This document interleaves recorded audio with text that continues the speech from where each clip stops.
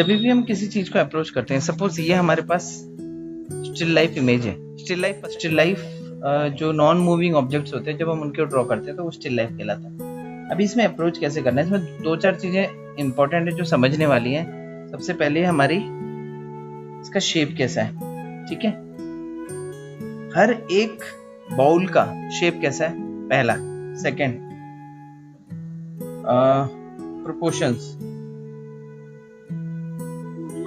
Proportion होता है एक दूसरे से कितना बड़ा छोटा है, ठीक है। तीसरी चीज इसमें देखेंगे हम वैल्यूज, ठीक है।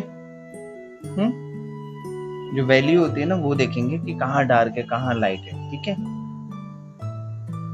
फिर होता है एक एंगल, इसको हम व्यूइंग एंगल भी कहते हैं कि हम कहाँ से देख रहे हैं, व्यूइंग एंगल, ठीक है। ओके, अब देखो, अब ये 4 चीजों को हमको ध्यान में रखना है, तो हम यहाँ पे समझते हैं इसको कि ये कैसे होगा। सपोज ये हमारा पेपर है, हम ये लैंडस्केप मोड में हमारा पेपर है, ठीक है। हमें क्या करना है, सबसे पहले एक इमेजिनरी, देखो ये हमारा सीन है, तो हमें ये देखना है हमें अपना जो पेपर है कितना, ये ऑब्जेक्ट कितने बड़े बनाने हैं। तो पहले हम एक रफ डायग्राम करते हैं कि हमें लगभग यहाँ से शुरू करना है, ठीक है, ये।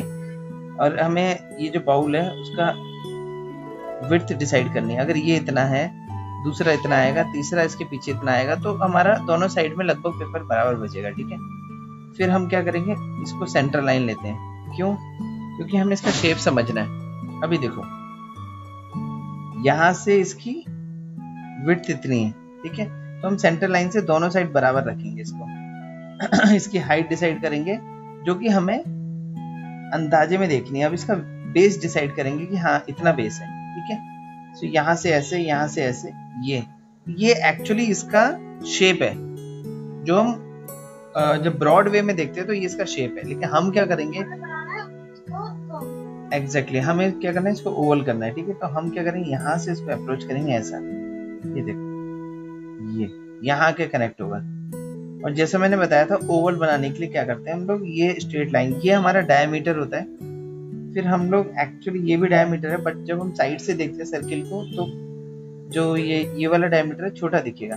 हमें क्या करना है, ये दोनों साइड से, ठीक है, इसको टच करते हुए यहाँ पे जाके कनेक्ट करना है। This is the right way to create oval of a cylinder का एक ओवल क्रिएट करते हैं ना, तो वो हम ऐसे ही क्रिएट करेंगे, ठीक है। सेकंड, अब ये देखो, ये हमारा ऑब्जेक्ट का हमने बेसिक फिगर लिया है।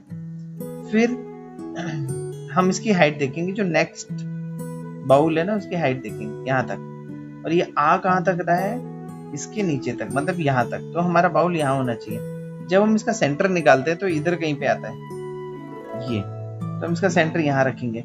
अब सेंटर से और फिर हम यहाँ चेक करेंगे कि इस पे कितना ओवरलैप हो गया है, तो ये यहाँ तक ही हुआ है। तो इससे हमें आधा ये मिल गया, तो हम आधा और इंक्रीज इसको करके इसका एक्चुअली मेजरमेंट डिसाइड कर सकते हैं in proportion to this bowl, ठीक है। यहाँ पे हम इसका बेस थोड़ा सा इसी की तरह सिमेट्रिकल रखेंगे। देखो ये यहाँ से, ये हमारा इसका ओवल बनाने का सेम तरीका है, ये ऐसा, ठीक है। फिर आता है थर्ड ऑब्जेक्ट। अब ये देखो, ये कहाँ पे आ रहा है, इसके लगभग यहाँ पे आ रहा है। तो इसका अगर सेंटर देखें, इस पूरे यहाँ से देख लो या यहाँ से देख लो, कहीं से भी देख लो, सपोज यहाँ से देखते हैं तो लगभग इधर सेंटर है, सेंटर से थोड़ा नीचे है। तो यहाँ से यहाँ देखते हैं तो अगर यहाँ सेंटर आता है तो इससे थोड़ा सा नीचे, मतलब ये यहाँ पे जाके खत्म हो जा रहा है ये वाला बाउल। और ये इतना विड्थ है इसकी अप्रोक्सीमेट, यहाँ पे ये ऐसे आ रहा है, और सेम वही तरीका। अब इसका ओवल नीचे जा रहा है, यहाँ से थोड़ा सा और हम कर्व इसको लेते हैं। डन, ये हो गया हमारा बाउल क्रिएट। मैं थोड़ी शार्पर पेंसिल लेता हूँ ताकि तो ये हमारा, ये देखो, ठीक है, ये बाउल हो गया, ये वाला हो गया। बस ये थोड़ा और अच्छा कर लेते हैं। तो हमने क्या क्या चीजें नोट की, एक हमने इसका शेप डिसाइड किया, एक दूसरे से प्रोपोर्शन। अब आती है बात एंगल की। तो एंगल भी हमने देखा कि हमने, देखो एंगल का पता कैसे चलता है, हम ये देखते हैं कि इसके जो सर्कुलर ऑब्जेक्ट है, सपोज ये एक ऑब्जेक्ट है जो बेसिकली कोन का मॉडिफाइड वर्जन है। अगर हम कोन की बात करें तो हमें पता है कि कोन ऐसा होता है, और देखो मैं उल्टा कोन बना रहा हूँ, ठीक है, ये कोन ऐसा, तो इसका ये बेस हो गया, ठीक है। कोन कुछ ऐसे भी होते हैं, ये छोटा हाइट वाला कोन सपोज इतना होता है, तो यहाँ पर हमने ये अगर इसको ब्लॉक किया तो देखो ये हमारा ये मिल गया, ये वाला हमारा ऐसे मिल गया। लेकिन ये क्या है, थोड़ा मॉडिफाइड वर्जन है, तो इसकी जो साइड लाइंस हैं वो थोड़ी सी कर्व है, ठीक है। तो बेसिकली ये कोन का एक मॉडिफाइड स्ट्रक्चर है। ऐसे ही हमारे आसपास बहुत सारे शेप्स होते हैं जो किसी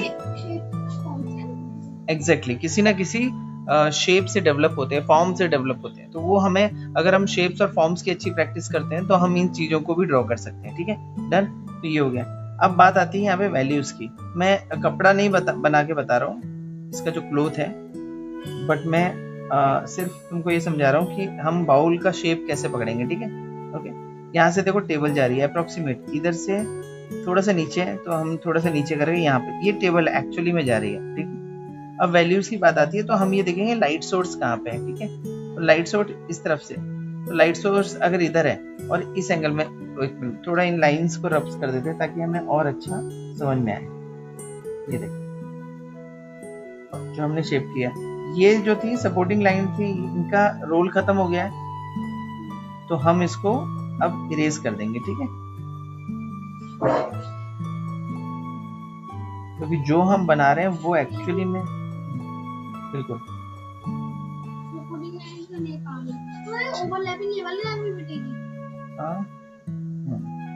हाँ, तो वो है ना, क्योंकि वो पीछे है ना, एग्जैक्टली क्योंकि वो बाउल इसके पीछे है, तो वो लाइन बिठाएंगे। तो ये हमारा एटलीस्ट बाउल का स्ट्रक्चर हो गया।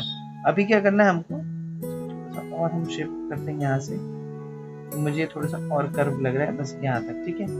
ये स्ट्रेट नहीं होगा, नीचे हल्का सा कर्व इनमें भी होगा, बिकॉज नीचे का जो बेस है, नीचे का जो बेस है ना वो राउंड होता है, ठीक है। ओके, ठीक है, ये हमारा बेसिक स्ट्रक्चर है। अब बात आती है वैल्यूज की। तो जब हम लाइट सोर्स यहाँ से है, तो ये अब देखोगे तो हम इस बॉल में यहाँ से क्रिएट कर रहे हैं, और देखो एक्चुअली में कहाँ से लाइट आ रही है। ये वाला क्यों अंधेरे में, क्योंकि जब लाइट इस तरफ से आ रही है तो ये वाला जो हिस्सा है लाइट को आगे जाने से रोक रहा है, लेकिन लाइट की हाइट थोड़ी सी ज्यादा है तो वो इधर क्रॉस कर जा रही है, तो ये वाला हिस्सा ब्राइट रहेगा, ये डार्क रहेगा। सेम इसमें भी ऐसे ही होगा, हर बाउल में एक जैसा असर करेगा, देखो ये ऐसा, ठीक है। अब आती है वैल्यूज यहाँ की। यहाँ पर हम पहले एक लाइट वैल्यू से हम डिसाइड करेंगे कि देखो इस साइड में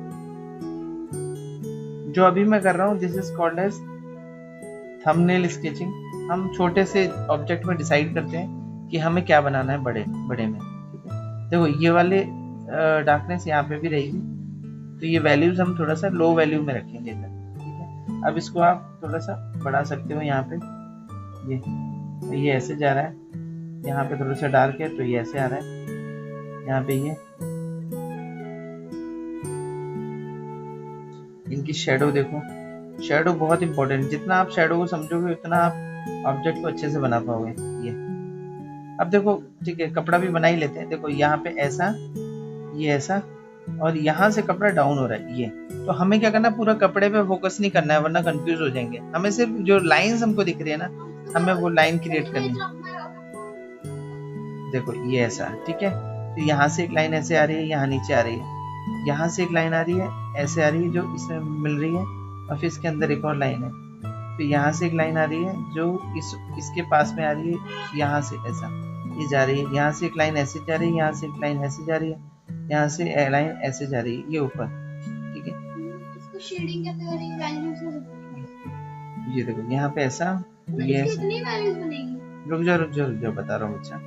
देखो यहाँ पे ऐसा हुआ, ये ऐसा, ठीक है। इसके बाद में एक और वैल्यू ऐसे, ये रिंकल्स है। अभी बचा ये वाला, ये ऐसे, और नीचे आया यहाँ पर ये शेडो। तो लगभग मैंने मोटा मोटा बनाया है अभी कि क्या क्या होगा। अब देखो यहाँ पे हम लोग वैल्यूज ऐड करना शुरू करते हैं। तो पहले हम शेडो बनाएंगे। देखो एक ये शेडो है, ये देखो एक दूसरी शेडो ये है। ये वाली जो शेडो है, इन बॉल्स की शेडो है, टेबल पे तो फ्लैट जा रही है, लेकिन जब कपड़े की बात आती है तो कपड़े का जो शेप होता है उसके हिसाब से मूव होती है। तो कपड़े का शेप थोड़ा सा राउंड है तो ये राउंड ही मूव होगी, ठीक है, ऐसा। तो ये चीज ध्यान रखें हम बनाते हुए। यहाँ पे तो ऐसे ही है, ये देखो ये वाला थोड़ा सा डार्क रहेगा, ये वाला थोड़ा ऐसा रहेगा। यहाँ पे ये वाला है जो ये आधा यहाँ से डार्क है, यहाँ से ऐसे डार्क है ये, फिर ये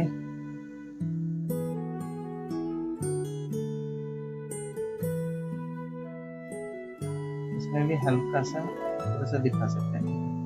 तो बेसिकली ये स्ट्रक्चर है। अगर स्मज करना है तो हम कर सकते हैं, मैं जस्ट हल्का फिंगर से कर रहा हूँ, बट अगर आप लोगों के पास में पेपर स्टम्प हो तो कर सकते हैं। कुछ ऑब्जेक्ट्स को यहाँ से अंदर कैसे है?